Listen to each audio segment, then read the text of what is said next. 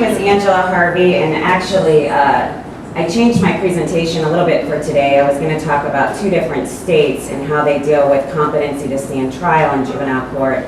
But since we're in Columbus, I thought I would focus on the Ohio study that we just have completed this past year. This study was conducted by myself and graduate student Greg Matthews, who is a sociology PhD student at OSU, Leslie Wilhelmsen, who's a recent graduate of OSU just this spring, and Erica Warner, another undergraduate student. Okay, just some basics. We're going to start calling competency to stand trial CST so that it's not so wordy as we go along, but it's basically just the defendant's ability to consult with his or her attorney and understand the court proceedings. So usually defense attorneys, of course, are going to raise the issue pre-adjudication. Here's how it works currently in Ohio juvenile courts, most Ohio juvenile courts, because there are jurisdictional differences. Once the issue is raised, there is an evaluation that's conducted mostly by psychologists. And then the possible outcomes are that the kid is found competent to stand trial and can proceed as normal through the process, or they're found incompetent, which means that likely the delinquency charges will be dismissed.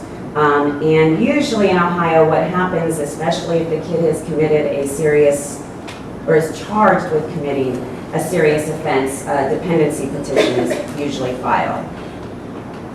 I'm not going to go through all of the literature, only to say that most of what we know about competency is basically how psychologists and mental health experts assess this. We really don't know a lot about how court actors or court officials make use of competency in terms of understanding whether to question a juvenile's competency and how they use that information for subsequent decisions.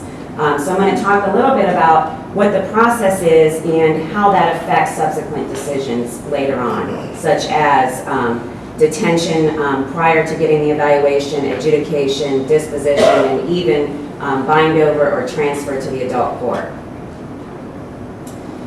A general review, this is still, since the 90s, everything has been based, of course, off of adult legal doctrine in terms of the Dusky standard, but we still have quite a few states that do not have a separate juvenile statute. I think we're at 16 or 17 now, and Ohio is one of those states, so they rely on the adult standard of competency, and of course there's case law that suggests they have to use juvenile norms. But there's no definition of what that means in terms of what juvenile norms they need to use. So a couple of the questions, basically, how do court officials process these cases without the presence of a specific juvenile statute or guidelines? And then how does the absence of this statute or guideline impact these subsequent decisions that are made for CST youth? This is completely exploratory. And you'll see why in a minute, that's basically just seeking to understand how this works in a system that doesn't have a separate statute. What I was going to present is I did most of my dissertation research on a state that does have a separate juvenile statute, and so I was going to compare the two, and there are significant differences when there isn't that separate statute attached, but we can talk about that in the questions and answers if we have time. This includes interviews with 19 court officials across 2 jurisdictions in Ohio, and we decoded and analyzed the data using the Vivo 8 software. So we asked questions about what are some of the typical characteristics of these juveniles who have their CST question. Age ranges, of course, from 10 to 16, but it's likely to be raised when juveniles are younger. They likely have a lower education level.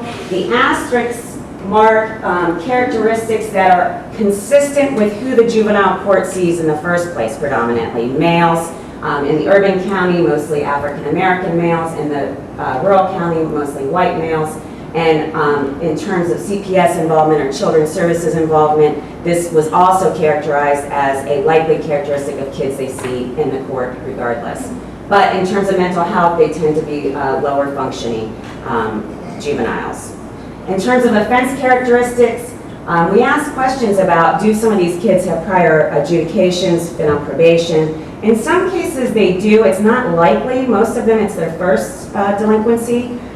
Delinquency, and I have to make sure I say delinquency because it's not likely their first involvement with the court. They have been involved in the dependency side or even maybe the diversion side of things.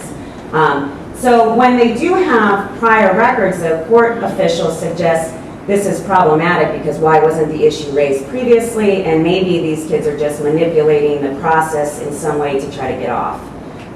The current offense characteristics in the rural, mostly sex offenders, those committing domestic violence and assaultive behaviors. In the urban county, folks described it as mostly property damage, serious property damage, violent and assaultive behaviors, but it can be misdemeanors that the issues are raised on. Okay, I'm going to quickly go through some of the effects, and I use effects kind of broadly. This isn't a quantitative study, but one of the largest effects of CST is it delays everything in the court because nothing else can take place until the juvenile's competency is established.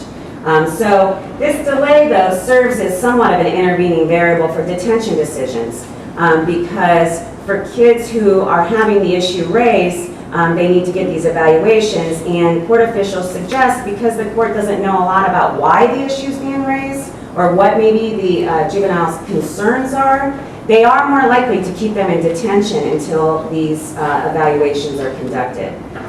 So mostly they are taking place in detention. I have a couple quotes up here. I'm not going to read every quote. While they're mostly being evaluated in detention, almost all court officials suggest this is really problematic for CST juveniles because they are more likely to have mental health concerns. And many folks talked about how most of the detention facilities actually enhance or serve as mental health setbacks. And so these kids really shouldn't be kept in detention, but because they don't know in terms of the public safety and they're committing maybe serious offenses, it is used with caution, but again, it's still used. Okay, moving to adjudication. I'm going to say this lightly again because you can talk about possibly CST serving to benefit a delinquency adjudication. And I say that because kids who are found incompetent, remember, have their charges, their delinquency charges dismissed. And even kids that are found competent, most of the court officials do discuss how that pretrial evaluation provides some useful information that can mitigate their disposition and adjudication decisions in terms of maybe looking at more treatment options as opposed to, for instance, incarceration or sending them to the juvenile correctional facilities.